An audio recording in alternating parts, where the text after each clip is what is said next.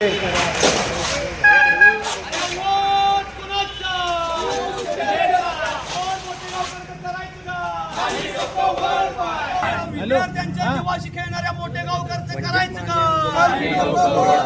अरे आवाज कुणाचा?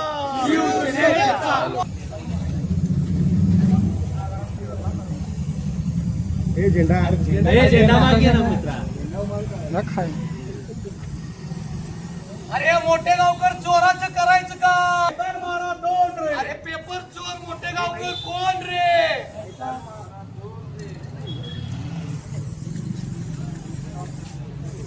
फुटलेल्या पेपर मधले साधारण 42 प्रश्न याच्याकडे होते आणि त्यांनी ते व्हॉट्सअपवर पाठवून विकलेले आहेत.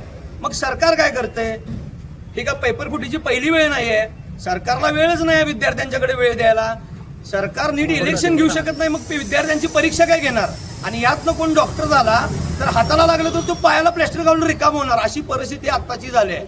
खरं बघायला गेलं कोल्हापुरात देखील अशा बऱ्याच अकॅडमी आहेत, त्या विना आधुनिक कॉलेज जे आहेत त्यांच्याशी टायअप करतात आणि पालकांच्याकडनं लाखो रुपये वसूल करतात. आमचा पुढचा टप्पा या ज्या बाकीच्या अकॅडमी आहेत यांना टाळे ठोकून इथं देखील मोठेगाव सारखा पॅटर्न होण्याची शक्यता असणारच आहे. हा आमचा उद्देश आहे. म्हणून एकतर घरातल्याने एवढं कष्ट करून पैसे भरल्यात आणि त्याच्यात आणि त्यात क्लास सुरू व्हावा ही माझीच नाव बाकीच्या सगळ्या विद्यार्थ्यांची अपेक्षा आहे.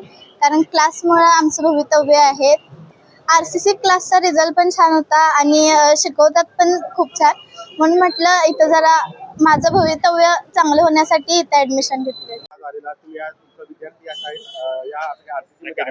हो, या अकॅडमीमध्ये माझ्या मुलग्याचं यावर्षी 11वी साठी मी ऍडमिशन केलेलं होतं नीटसाठी.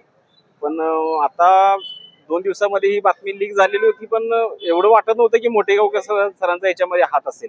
कालच अशी बातमी लागली की मोठेगावकर सरांना अटक केलेली आहे किंवा काय या गोष्टीची. आता मी त्याच्यासाठी तिथं माझा आता 40,000 रुपये मी इन्स्टॉलमेंट भरलेली आहे. 1 वर्षाची फी साधारणपणे 80,000 रुपये आहे. 2 वर्षाची फी आम्हाला 1,60,000 रुपये सांगितलेली होती. त्याच्यामुळं आता अवघड झालेलं आहे सगळं की मुलाचं ऍडमिशन करायचं कुठं आणि विश्वास ठेवायचा कोणावरती. कारण अशा आता स्ट्रॅटेजी राबवली की आम्ही ऍडमिशन करायचं कॉलेजमध्ये, त्या कॉलेजमध्ये शिक्षकांचं काही काम नाही, पुन्हा आम्ही ऍडमिशन करून खाजगी क्लासेस लावायचे, खाजगी क्लासेसला भरघोस पेमेंट द्यायचं, पैसे द्यायचे तिथं, आणि ह्या अशा गोष्टी करणार. मला आता जबाबदार कोण? आमचे पैसे परत करणार कोण? हा सगळ्यात मोठा प्रश्न आहे.